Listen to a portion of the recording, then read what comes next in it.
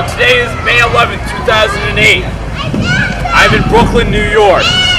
Now, I want you to imagine this place more than 200 years ago. The area of Brooklyn back then was nothing more than woods and farmland. And running across Brooklyn was a series of hills and heights called the Heights of Guan. It was on these heights that the most significant battle of the American Revolution took place.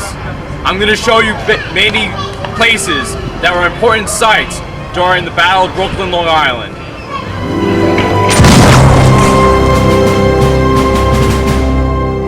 The date is August 22nd.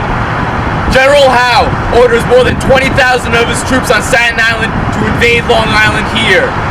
So they begin to move all the soldiers across the Narrows, and they land along this coastline right here. When all are across, the army divides into three groups. The first group is 5,000 British soldiers under the command of General Grant. The second group is 5,000 German mercenaries called Hessians under the command of Colonel von Hester. The third group is between 10,000 and 17,000 British soldiers under the command of Generals Howe, Cornwallis, and Clinton. This is Battle Hill in Greenwood Cemetery, the highest point in Brooklyn. If you look down to my left, you can see the top of the Verrazano Narrows Bridge we were just at before. Grant's troops, 5,000 British soldiers, are now marching towards us. On the night before, August 27, 1776, General Putnam, commander in charge of the American Army on Long Island, deploys troops along the Heights of Guan.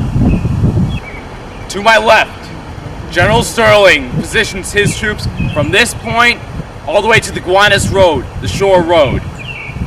To the northeast, General Sullivan positions his troops near the Flatbush Pass, which is now Prospect Park. And then further northeast, way further northeast, other units under other officers are situated near the Bedford Pass. Since New York is primarily loyal to the king, Howe was able to gather intelligence easily on the situation. Howe's men find out that the Americans failed to heavily defend one pass along the Heights of Guan, so the Jamaica Pass, what is now Evergreen Cemetery. A few miles behind me, Howe's men easily take the 5 men patrolling the Jamaica Pass. Seeing that Howe's about to outflank them, Colonel Miles and some soldiers of the American Army begin to attack Howe's column. They are easily defeated. Then other men, witnessing this at the Bedford Pass, begin to retreat back to Brooklyn Heights.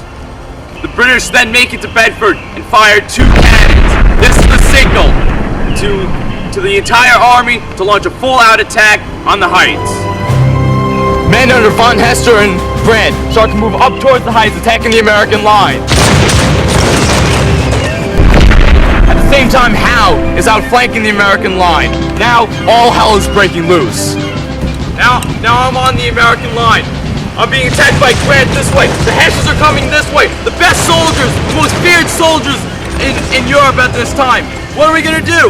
Let's retreat.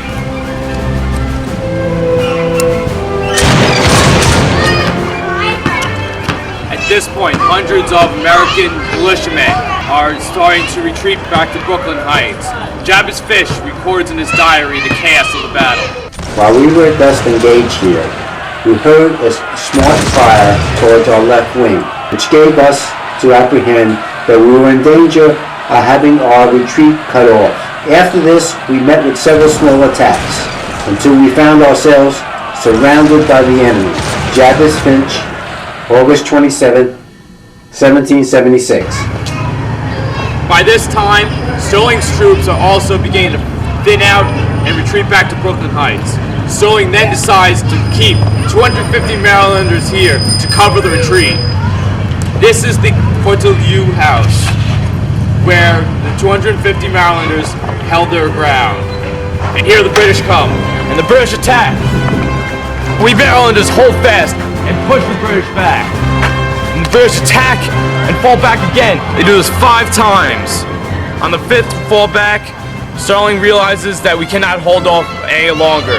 So he orders the rest of us to fall back to Brooklyn Heights. Oh wait! Grant's troops are charging again! The Hessians are trying to go behind! Cornwallis' troops are trying to surround us! We're surrounded! This is Cobble Hill. It was from this point along Brooklyn Heights that General George Washington watched the Maryland troops get surrounded and massacred by the old stone house.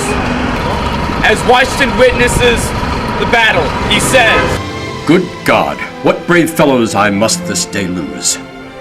General George Washington, August 27th, 1776.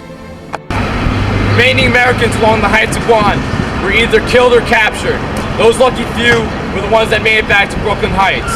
At this point, General Howe decides to halt the attack.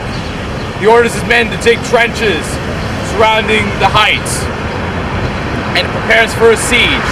He then orders his brother, Admiral Richard Howe, to move north in the harbor, cut off Washington from the sea.